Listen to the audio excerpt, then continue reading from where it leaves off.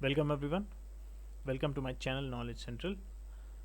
आज के वीडियो में हम बात करेंगे इज़राइल और फ़लस्तीन के बीच जो इश्यूज़ हैं, उनके बीच में जो कॉन्फ्लिक्ट है उसका रीज़न क्या है और कैसे ये इश्यूज़ जो हैं सैकड़ों और हज़ारों साल पुराने भी हैं। So let's start. सबसे पहले हम बात करेंगे इज़राइल के बारे में।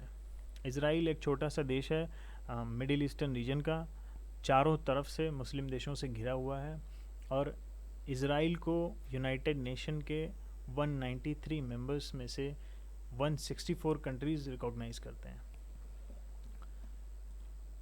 इंडिया के ऑब्वियसली इज़राइल के साथ अच्छे रिलेशंस हैं, जैसा कि हम सभी जानते हैं, लेकिन इंडिया ने इज़राइल के साथ अपने फॉर्मल रिलेशंस को एक्सेप्ट किया था 1992 में, यानी हमारे डिप्लोमेटिक रिलेशंस हमने 92 में ही इस्टेब्लिश किए। उससे पहले इंडिया और इज़राइल के रिलेशंस थे, बट वो फॉर्मल नहीं थे।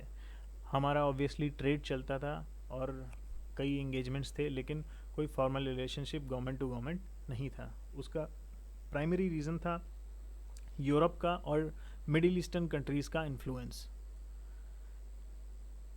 इज़राइल का मेन जो डोमिनेंट रिलीजन है that is use.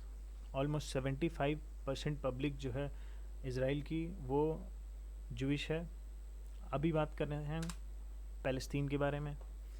Palestine is an United Nations observer state. इसका मतलब है कि यूनाइटेड नेशन फ़लस्तीन को एक लेजिटिमेट कंट्री का दर्जा अभी तक नहीं देता है। इसके बावजूद टोटल मेंबर्स जो हैं यूनाइटेड नेशन के, उसमें से 138 देश ऐसे हैं जिन्होंने फ़लस्तीन के साथ अपने ऑफिशियली यानी डिप्लोमेटिक रिलेशंस को इस्टेब्लिश कर रखा है। And India is obviously one of those countries जिन्होंने सबसे पहले फ़लस्तीन को रिकॉग्नाइज़ किया। और फ़लस्तीन का जो मेजर रिलीजन है, main dominant religion, that is Islam. बाकी कुछ आबादी वहाँ पे क्रिश्चियंस की भी है और ज्यूज़ की भी है। अभी हम बात करते हैं डेमोग्राफिक्स ऑफ इज़राइल की। इज़राइल की टोटल आबादी 90 लाख से कुछ ज़्यादा है। ये डेटा 2019 का है। इसके हिसाब से लगभग 75% यानी 3/4 पॉपुलेशन इज़राइल की जूइश है। और उसके बाद जो दूसरा मेजर रिलीजन है यानी लगभग 18%, वो है इस्लाम। ये इस्लाम फेथ को फॉलो करते हैं। फिर अदर रिलीजन हैं, क्रिश्चियंस हैं, ड्रूज़ हैं और लगभग 4.5% में वर्ल्ड के अदर रिलीजन्स हैं। अभी हम बात करेंगे वो कौन से हिस्टोरिकल इश्यूज़ हैं, कैसे ये इशू सैकड़ों और हज़ारों साल पुराना है जो आज भी इज़राइल और फ़लस्तीन के बीच में चल रहा है। सबसे पहले हम बात करेंगे कि ये सिलसिला शुरू कब हुआ। इसकी शुरुआत हुई 71 AD में। जी हाँ, आज से तकरीबन 2000 साल पहले, जब रोमन्स ने ज़्यूस को उनके होमलैंड से भगा दिया था। उनका होमलैंड था जो आज का इज़राइल और फ़लस्तीन है। वहाँ कई वॉर हुए जिसकी वजह से ज़्यूस को वो जगह छोड़नी पड़ी और वो मजबूर हो गए दुनिया के दूसरे हिस्सों में जाकर बसने के लिए, और स्पेशली यूरोप में सबसे ज़्यादा आबादी जूस की यूरोप में जाके बसी। जूस के अपने होमलैंड को छोड़ने के बाद वहाँ पर अरब्स आकर बस गए और वो कई सैकड़ों सालों तक वहाँ पर रहते रहे। By the end of 1600 AD यानी 1600 ईस्वी आते आते जो भी फ़लस्तीन का रीजन था उसमें जो टोटल पॉपुलेशन थी वो इस्लाम फेथ को फॉलो करने वाली हो गई, यानी इस्लाम एक डोमिनेंट पावर बन गई उस रीजन में। फ़लस्तीन का मतलब समझ लेते हैं। फ़लस्तीन का मतलब है जॉर्डन और मेडिटेरेनियन सी के बीच में, यानी जॉर्डन रिवर और मेडिटेरेनियन सी के बीच का जो रीजन है उसको हम फ़लस्तीन कहते हैं। इसका जूस से या फिर अरेबियन से या किसी भी और दूसरे रिलीजन से कोई रिलीजियस मीनिंग नहीं है इसका। आगे बढ़ते हैं। ये एक छोटा सा मैप है। ये मैप केवल रिप्रेजेंटेशन पर्पस के लिए है, कोई भी ऑफिशियल मार्किंग या बाउंड्रीज नहीं शो करता है। ये मैप इसलिए है क्योंकि ये जो रीजन इसमें दिखाया जा रहा है, इज़राइल जो अपना लैंड क्लेम करता है वो ऐसे ही कुछ मैप्स की वजह से करता है। इज़राइल का कहना है कि वो जो लैंड क्लेम करते हैं, ये जो रेड मार्क जितना मैंने किया है, ये जो लैंड वो क्लेम करते हैं, ये क्लेम करते हैं on the basis of the text like old testament and the new testament. New testament और ओल्ड टेस्टामेंट ये ऑब्वियसली क्रिश्चियनिटी से और जूस से रिलेटेड हैं, दोनों रिलीजन से। और इन दोनों टेक्स्ट में जो प्लेसेस का, जिन जगहों का वर्णन मिलता है वो सारी जगह यहाँ पर हैं। तो इन्हीं सब के बेसिस पर उन्होंने अपने इस लैंड की मार्किंग तय की हुई है। आगे बढ़ते हैं। ये एक मैप है, इसमें मैं ये बताना चाह रहा हूँ कि जब जूज़ अपने होमलैंड यानी पैलेस्टीन को छोड़कर यूरोप माइग्रेट हो गए, तो वहाँ पर जब वो शिफ्ट हुए तो एक इशू वहाँ पर भी जनरेट हो गया, और वो ये था कि हर वो देश जहाँ वो जाकर रहने लगे, वहाँ की जो आबादी थी, जो लोकल आबादी थी, वो क्रिश्चियन फेथ को फॉलो करने वाली थी। और there is a huge difference between Christianity and Jewish in terms of their beliefs, their ideology. तो इन सब की वजह से उनका परसिक्यूशन स्टार्ट हुआ।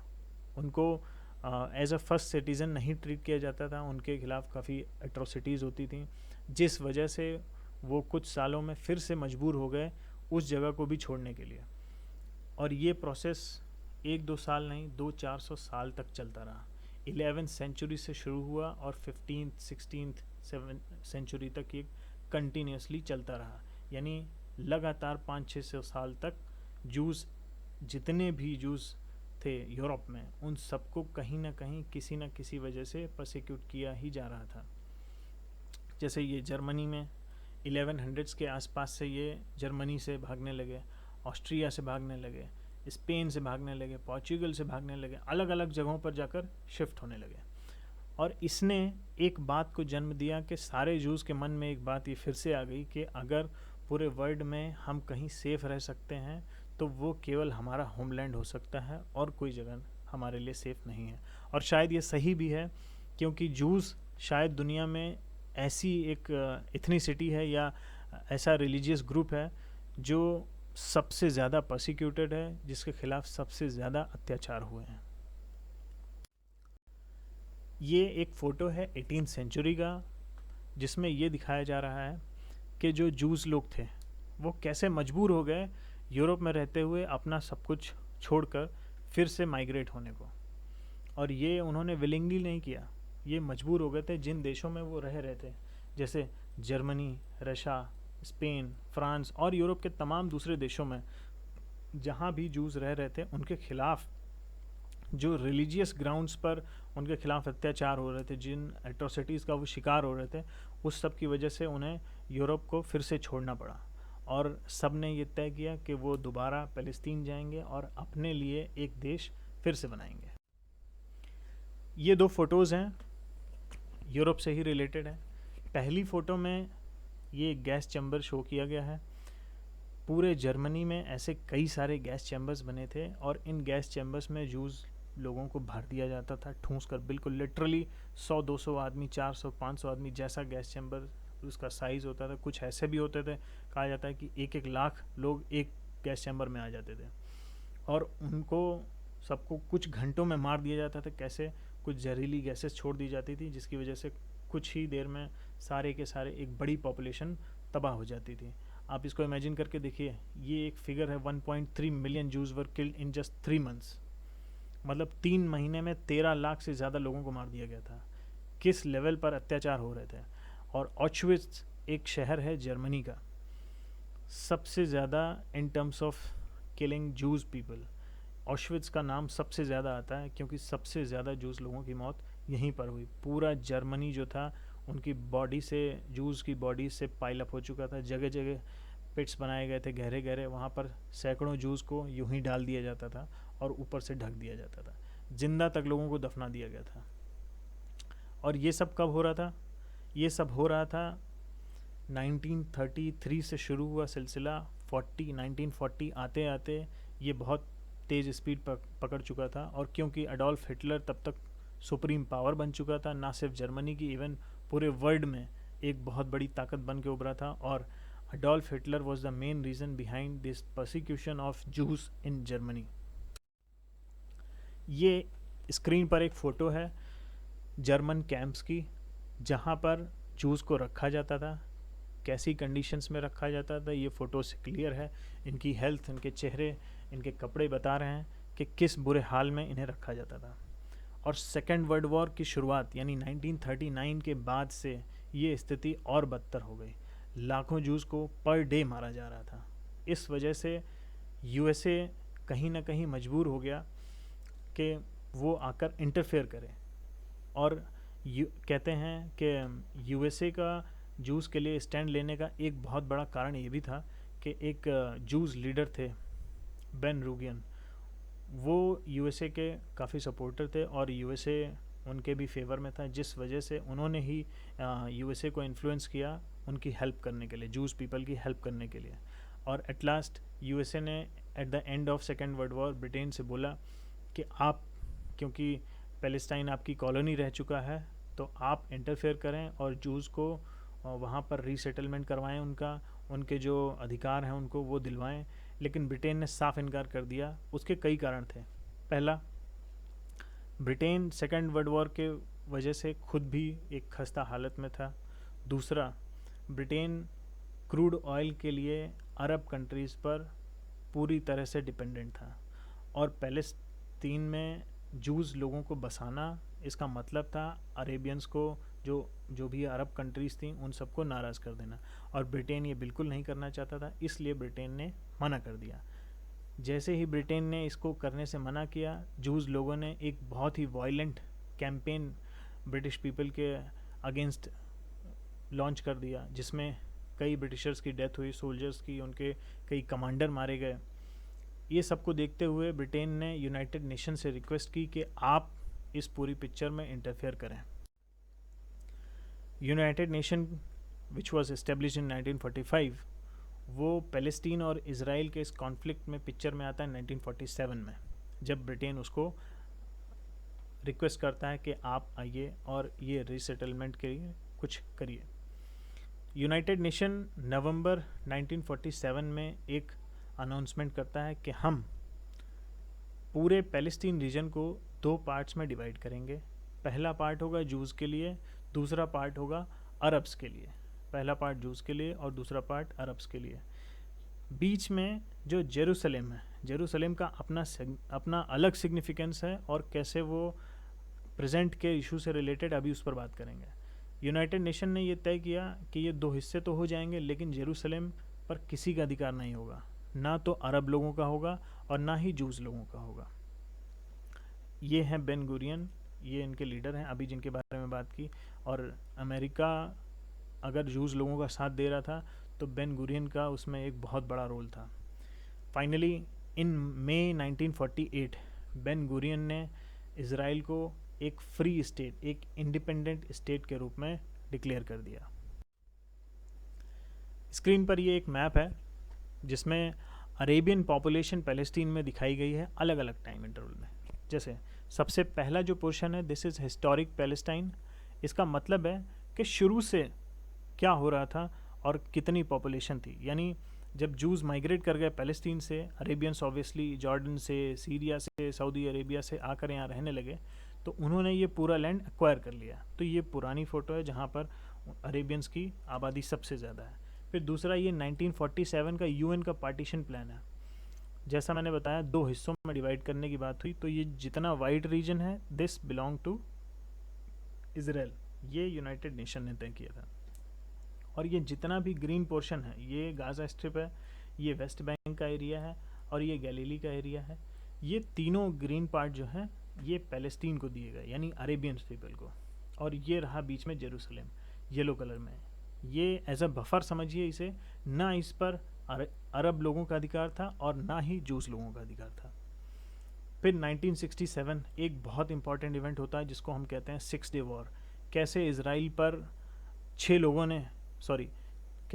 पर 6 कंट्रीज़ ने एक साथ हमला किया और 6 दिन के अंदर इज़राइल ने कैसे उनको मुंह तोड़ जवाब दिया। ये बहुत अमेजिंग स्टोरी है। अगर आप सुनना चाहेंगे प्लीज़ कमेंट करें, वीडियो में नीचे कमेंट बॉक्स में जाकर कमेंट करें और मुझे बताएं कि हाँ आप ये वीडियो देखना चाहते हैं, मैं इस पर सेपरेट वीडियो बनाऊंगा। तो 1967 में जब ये वॉर हुआ तो इज़राइल ने पैलेस्टीन के ये जो कुछ और रीजन जो हम प्रीवियस मैप में देख रहे हैं, ये सारे रीजन्स पर कब्जा कर लिया। And obviously on Jerusalem too. ये जेरूसलम पर भी, यहाँ पर ये देखिए, ये जेरूसलम अब यहाँ पर इज़राइल का हिस्सा दिख रहा है। ये पूरा रीजन जो है इज़राइल ने अपने फोर्स के दम पर एक्वायर कर लिया। अब ये अरेबियन पॉपुलेशन को देखिए, 100% एक टाइम पर थी, और 1947 तक आते आते, यानी पार्टीशन प्लान के आते आते 44% हो गई। ये 100 से 44% आने का मतलब ये नहीं है कि 56% अरेबियंस को मार दिया गया। ऑब्वियसली काफ़ी लोगों की जानें गई, लेकिन ऐसा नहीं था कि 56% लोगों को मार दिया गया। ये 44% इसलिए हो गए क्योंकि जूस हर देश से पैलेस्टाइन में आ रहे थे, हर जगह से, दुनिया के हर कोने से यहाँ रहने आ रहे थे। तो उनकी पॉपुलेशन इतनी ज़्यादा बढ़ गई थी कि उनके कंपैरिजन में जो अरब थे वो केवल 44% ही बचे। और 1967 आते आते ये पॉपुलेशन घटकर 22% हो गई। थोड़ा सा बैकग्राउंड समझ लेते हैं जेरूसलम का, क्योंकि ये एक बहुत इंपॉर्टेंट रोल प्ले करेगा।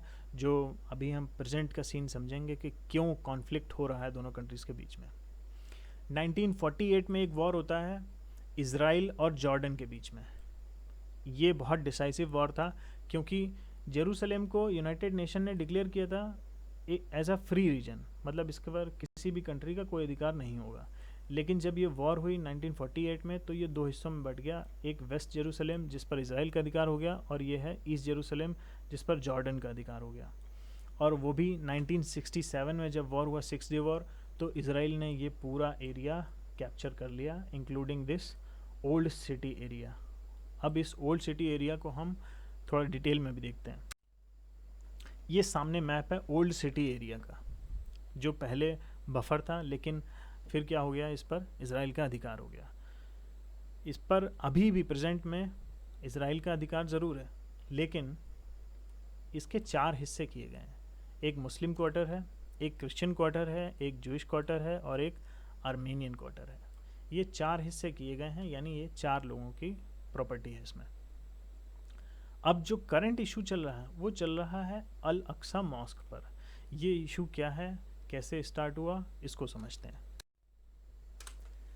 तो करंट इशू को समझने के लिए थोड़ा सा हमें जेरूसलम की नॉलेज चाहिए थी, वो हमने देखी। अब हम डायरेक्टली जंप करते हैं कि प्रेजेंट डे सिनेरियो पर। ये सामने एक बहुत आइकॉनिक फ़ोटो है अल अक्सा मॉस्क की, जो कि एक बहुत ही बड़ा लैंडमार्क है जेरूसलम का। तो ये मामला शुरू हुआ 6 मई 2021 को। क्यों शुरू हुआ? क्योंकि इज़राइली सुप्रीम कोर्ट ने एक ऑर्डर दिया जिसके अकॉर्डिंग शेख जरा, जेरूसलम का एक भाग है जहाँ पर ये अल अक्सा मॉस्क जो हम देख रहे हैं, तो ये अल अक्सा मॉस्क इसी शेख जरा रीजन में है। तो इज़राइली सुप्रीम कोर्ट ने एक डिसीज़न दिया जिसमें ये कहा कि शेख जरा रीजन में जो पैलेस्टीनियंस रह रहे हैं उनको वहाँ से इविक्ट किया जाए, क्योंकि वो इल्लीगली रह रहे हैं। और वहाँ पर इज़राइली गवर्नमेंट ये इंश्योर करे कि वो कुछ टाइम में जूस लोगों को वहाँ पर बसाएगी। और ऐसा कहते ही जो इज़राइली डिफेंस फोर्सेस थी वो अल अक्सा मॉस्क में एंटर कर गई एक हैवी नंबर में। ऑब्वियसली वहाँ पर कुछ प्रोटेस्टर्स भी थे, लेकिन इन सब के साथ काफ़ी इनोसेंट पब्लिक भी थी मॉस्क के अंदर।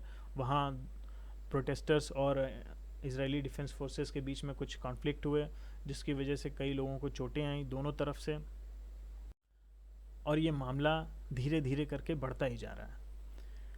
इज़राइली सुप्रीम कोर्ट में जो इज़राइल की गवर्नमेंट, उसने एक डॉक्यूमेंट पेश किया 1897 का, जिसमें एक इज़राइली ट्रस्ट ने जॉर्डन से ये एरिया ख़रीद लिया था।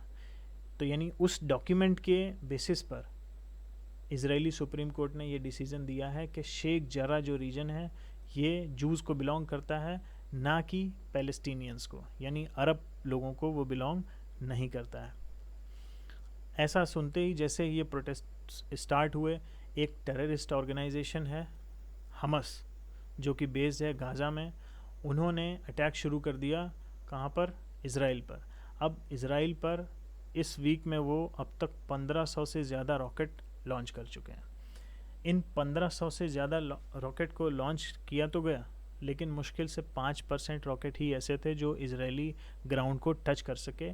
Maximum were destroyed in the air by Iron Dome technology of Israel. इस पर एक सेपरेट वीडियो बनाएंगे, अगर आप चाहेंगे तो प्लीज़ कमेंट डाउन। आगे बात करते हैं।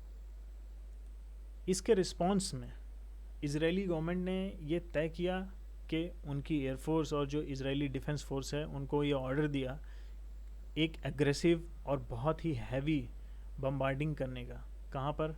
गाज़ा स्ट्रिप पर। और उसमें अब तक 40 से ज़्यादा लोग मारे जा चुके हैं। लेकिन ये जो 40 से ज़्यादा मौतें हुई, कई ऑर्गेनाइजेशंस का, कई ग्रुप्स का कहना है कि इसमें कई इनोसेंट पीपल भी थे, कुछ वुमेंस और चिल्ड्रन, 9 बच्चों की भी मौत बताई जा रही है, जिस वजह से कई आसपास कंट्रीज़ की जो गवर्नमेंट्स हैं और जो ग्लोबल लेवल पे कई ऑर्गेनाइजेशंस हैं जो वो इसराइल को काउंटर करने की कोशिश कर रहे हैं। ये एक फ़ोटो है फ़लस्तीन का, जहाँ पर इसराइल ने एक मिसाइल लॉन्च किया है इस बिल्डिंग पर।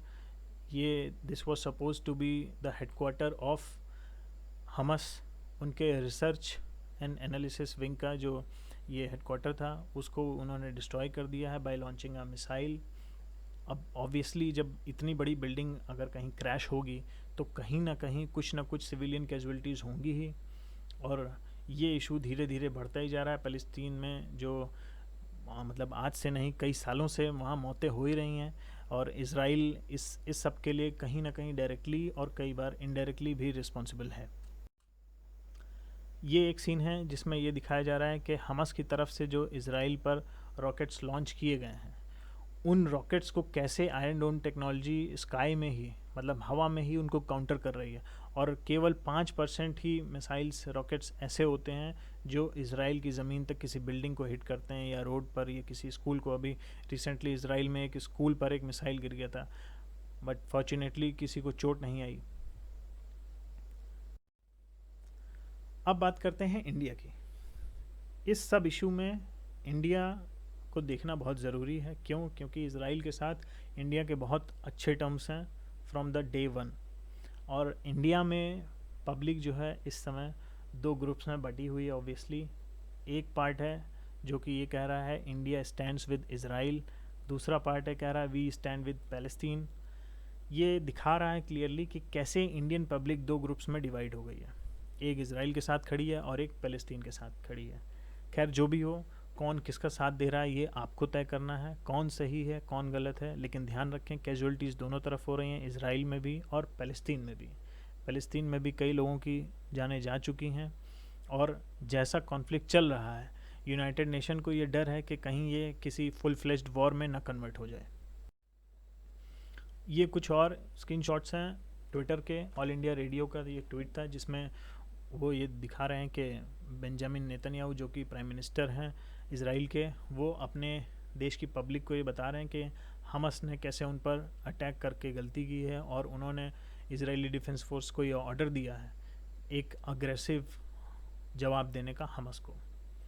ये दूसरा फ़ोटो है इसराइल गवर्नमेंट का जहां उन्होंने एक शॉट शेयर किया है जहां पे जूस लोग अपना नेशनल फ्लैग लेकर खड़े हैं और अपने आसपास के देश और इनफैक्ट पूरी दुनिया को ये मैसेज देना चाह रहे हैं कि यस दे स्टैंड टुगेदर। और वो ये मैसेज यहाँ पर एक क्लियर कि वो जूस पीपल यहाँ कह रहे हैं कि वो 3000 सालों से पैलेस्टीन रीजन में रह रहे हैं, 3000 सालों से, और वो कंटिन्यू करेंगे वहाँ पर रहना एट एनी कॉस्ट। और अगर देखा जाए तो इसराइल वाकई में पिछले 2000 सालों से every day the people, the juice people, they have struggle for their life for everything continuously for 2000 years, और आज भी वो कॉन्फ्लिक्ट चल रहा है। और इनफैक्ट मिडिल ईस्ट एक ऐसा रीजन है दुनिया का जहाँ 1945 के बाद से आज तक एक दिन भी ऐसा नहीं बीता जहाँ कभी कोई वॉर ना चल रहा हो। तो ऑब्वियसली इन सब चीज़ों को ध्यान में रखते हुए मैं इतना ही कहना चाहूँगा कि आप साइड किसी का भी लें, बट एट लास्ट आपको याद रहना चाहिए कि ह्यूमैनिटी सबसे ऊपर है। आप चाहे इसराइल के साथ हों चाहे फ़लस्तीन के साथ हों, कोई बीच का रास्ता निकलना चाहिए ताकि यहाँ पर परमानेंट सोल्यूशन, परमानेंट पीस हो सके। Thank you for the day. Please subscribe, comment down, please share the video. Thank you.